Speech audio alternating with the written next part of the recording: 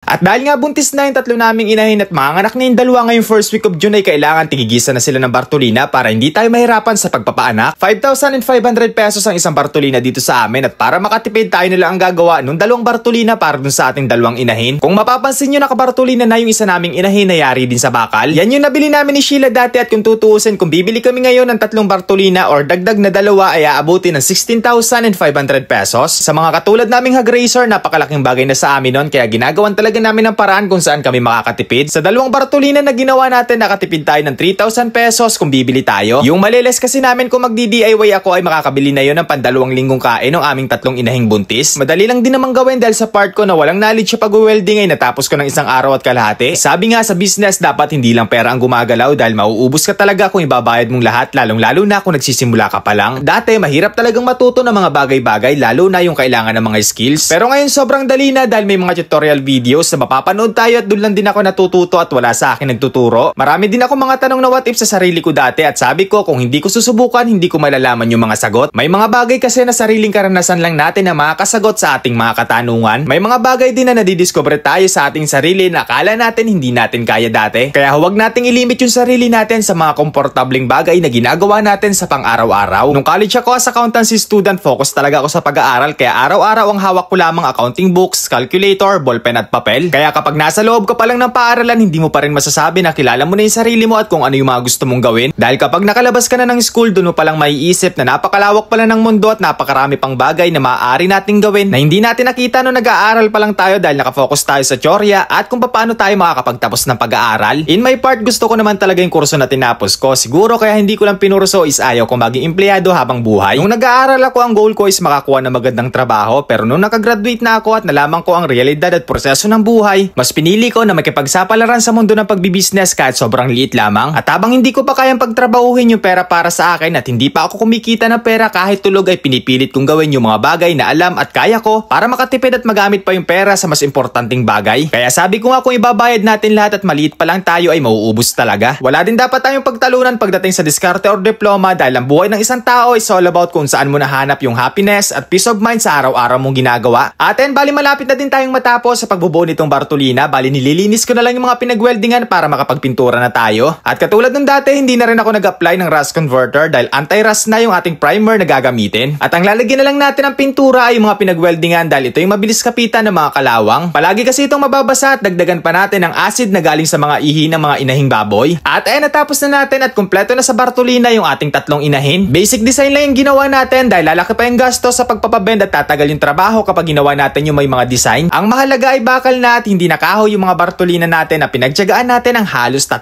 taon. Kinabukasan bago si Sheila pumasok sa kanyang trabaho ay hinatid muna namin yung Bartolina sa aming piggery para bumisita na rin at magpakain ng aming mga alaga. Panlimang pag-anak na nung aming dalawang inahin ngayon at thankful kami dahil 11 piglets yung pinakamababa nilang anak maliban nung sila'y dumalaga na 8 at 9 piglets na normal lang na mababa ang count ng kanilang mga anak sa unang pag-anak ng isang inahing baboy. Pagkatapos namin magpakain at malinisan ni Mama Arlene yung kulungan ay magdi-disinfect naman kami ng paligid para iwas sakit sa aming mga alagang baboy. Sa panahon kasi ngayon delikado dahil maraming kumakalat na sakit lalong-lalo na at sensitive yung aming mga alagang baboy dahil lahat sila buntis. Sa isang sachet ng Protect Plus Gold ay makakagawa na tayo ng 4 liters na pan-disinfect natin. At ang kagandahan kaya ito yung ginagamit namin ay safe siya sa mga alaga natin kahit maamoy or magkaroon ng direct contact sa hindi inaasahang pagkakataon. At pagkatapos natin magpakain at maglinis ay kinuha ko na rin yung ginawa nating Bartolina. At syempre, ready na rin yung ginawa nating kulungan at walayan ng mga biik.